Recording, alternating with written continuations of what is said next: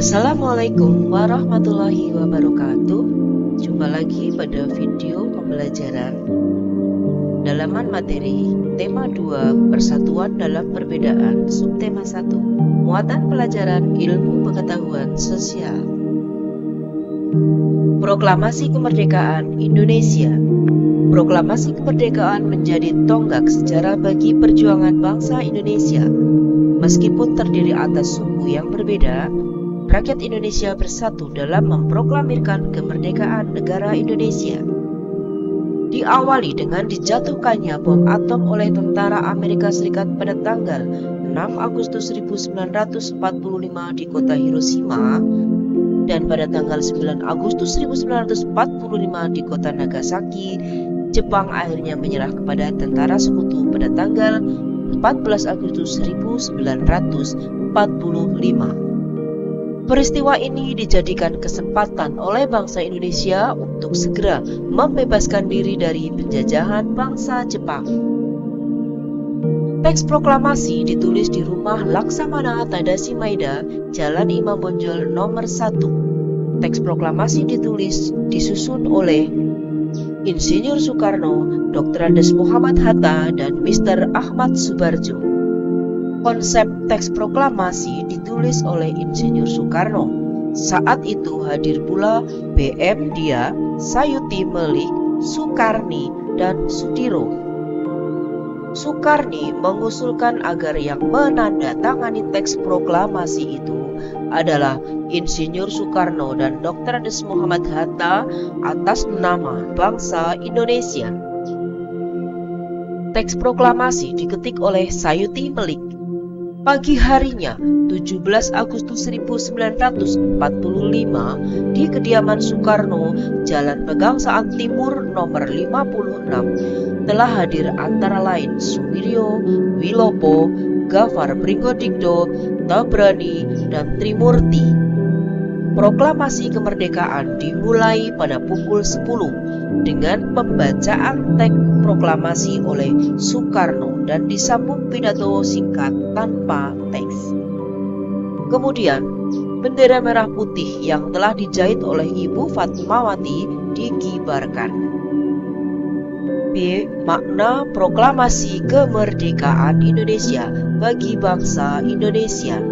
Pertama, sebagai puncak perjuangan Indonesia. Kedua, pengakuan kepada dunia luar. Ketiga, menaikkan martabat bangsa. Keempat, perjuangan sebagai negara baru. Kelima, tonggak sejarah negara Indonesia. C. Pejuang yang berjasa dalam proklamasi kemerdekaan Indonesia. Pertama, Insinyur Soekarno. Bung Karno lahir di Blitar, Jawa Timur 6 Juni 1901 dan meninggal di Jakarta 21 Juni 1970. Bung Karno menyusun konsep teks proklamasi di rumah Laksamana Tadashi Maeda bersama Bung Hatta dan Mr. Ahmad Subarjo. Ia kemudian menandatangani teks proklamasi atas nama bangsa Indonesia bersama Bung Hatta. Bung Karno membacakan teks proklamasi kemerdekaan Indonesia di kediamannya di Jalan Pegangsaan Timur nomor 56, Jakarta. Kedua, Dr. Andes Haji Muhammad Hatta. Bung Hatta lahir di Bukit Tinggi, Sumatera Barat 12 Agustus 1902. Beliau wafat di Jakarta 14 Maret 1980 pada usia 77 tahun. Bung Hatta menyusun konsep teks proklamasi bersama Bung Karno dan Mr. Ahmad Subarjo. Ia ikut menandatangani teks proklamasi atas nama bangsa Indonesia bersama Bung Karno. Muhammad Hatta adalah wakil presiden pertama di Indonesia. Selain itu, beliau adalah Bapak Koperasi Indonesia. Ketiga, Ahmad Subarjo Djoyotisuryo. Ahmad Subarjo Djoyotisuryo lahir di Karawang, Jawa Barat 23 Maret 1896 dan wafat 15 Desember 1978 pada usia 82 tahun. Beliau adalah Menteri Luar Negeri Indonesia yang pertama. Ahmad Subarjo merupakan salah seorang tokoh dari golongan tua yang berperan dalam mempersiapkan proklamasi kemerdekaan Indonesia. Ahmad Subarjo ikut menyusun konsep teks proklamasi di rumah Laksamana Tadasimaida bersama Bung Karno dan Bung Hatta. Keempat, Laksamana Tadasimaida. Laksamana Tadasimaida adalah seorang perwira tinggi Angkatan Laut Kekaisaran Jepang. Beliau membantu persiapan konsep teks proklamasi kemerdekaan dengan mempersilahkan rumahnya digunakan untuk kegiatan yang sangat penting. Di rumahnya berkumpul para tokoh bangsa yang berjasa besar. Walaupun beliau orang Jepang, beliau rela membantu Indonesia karena simpati terhadap rakyat Indonesia. Kelima, Soekarni. Soekarni lahir di Blitar, Jawa Timur, 14 Juli 1916. Beliau wafat di Jakarta 7 Mei 1971 pada usia 54 tahun. Nama lengkapnya adalah Soekarni Kartodiwiryo. Soekarni adalah seorang tokoh pemuda yang berjuang, yang gigih melawan penjajah. Soekarni mengusulkan agar yang menandatangani teks proklamasi adalah Bung Karno dan Bung Hatta atas nama bangsa Indonesia. Keenam adalah Fatmawati.